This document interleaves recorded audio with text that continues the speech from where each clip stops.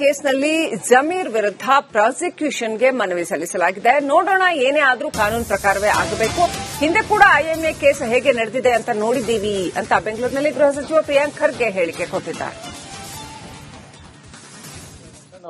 ನೋಡೋಣ, ಈಗ whatever it has to happen as per law. But ಹಿಂದೆ ಕೂಡ ನಾವು ಯಾವ ರೀತಿ ಇವೆಲ್ಲ ನಡೆದಿರೋದಂತ ನಾವು ನೋಡಿದ್ದೇವೆ. ಏನಿದ್ರು ಅವರು ಕೊಡ್ಲಿ, ನೋಡೋಣ, ವಿ ವಿಲ್ ಸಿ. ಯಾಕಂದ್ರೆ ಯಾರು ಕೂಡ ಕಾನೂನ್ಗಿಂತ ಮೇಲಲ್ಲ. ಈಗ ಅವರು ಪ್ರಾಸಿಕ್ಯೂಷನ್ ಕೇಳಿದ್ರೆ ಅದೇನೇನಿದೆ ಅಂತ ನೋಡೋಣ ಅಂತೆ. Where we jumping to conclusions. ನೋಡೋಣ, ಈಗ whatever it has to happen as per law. But ಹಿಂದೆ ಕೂಡ ನಾವು ಯಾವ ರೀತಿ ಇವೆಲ್ಲ ನಡೆದಿರೋದಂತ ನಾವು ನೋಡಿದ್ದೇವೆ.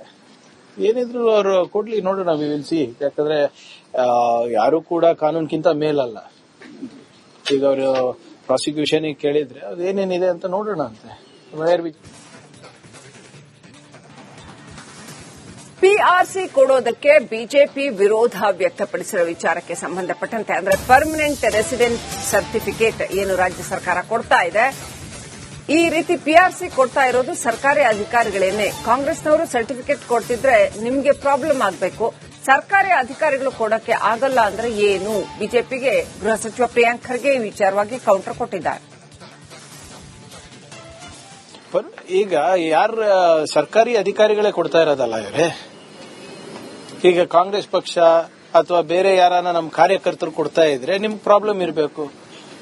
ಈಗ ಸರ್ಕಾರಿ ಅಧಿಕಾರಿಗಳು ಕೊಡ್ಲಿಕ್ಕೆ ಆಗೋದಿಲ್ಲ ಅಂದ್ರೆ ಏನು? ಈಗ ಒಂದು ಮತದಾರರ ಪಟ್ಟಿಯ ಪರಿಷ್ಕರಣೆ ನಡೀತಾ ಇದೆ. ಯಾರು ನಾಗರಿಕರಿದ್ದಾರೆ, ಯಾರು ಅರ್ಹರಿದ್ದಾರೆ, ಅವರಿಗೆ ನಾವು ಮತದಾರರ ಪಟ್ಟಿನಲ್ಲಿ ಸೇರಿಸಬೇಕು. ಅದು ನಮ್ಮ ಆದ್ಯ ಕರ್ತವ್ಯ ಆಗಿದೆ. ಅದನ್ನ ಪರಿಷ್ಕರಣೆ ಮಾಡಿಬಿಟ್ಟು ಒಂದು ಉತ್ತಮವಾದಂತ ಪಟ್ಟಿ ಬಿಡುಗಡೆ ಮಾಡೋದು ಎಲೆಕ್ಷನ್ ಕಮಿಷನ್ ಅವ್ರದ್ದು. ನಾವು ಕೊಟ್ಟ ತಕ್ಷಣನೇ ಇವರೆಲ್ಲ ಒಪ್ತಾ ಇದ್ದಾರಾ? See, there is a process. ಈಗ ಇದಕ್ಕೆ ನಾವು ಇಲ್ಲಿಗಲ್ ಇಮಿಗ್ರೆಂಟ್ಸ್ ಮಾಡ್ತಾ ಇದೀವಿ, ಬಾಂಗ್ಲಾದೇಶಿಗೆ ಕೊಡ್ತಾ, ಏನಾದ್ರೂ ಕಾಮನ್ ಸೆನ್ಸ್ ಇಟ್ಟು ಮಾತಾಡ್ತಾರ ಬಿಜೆಪಿ ಅವರು?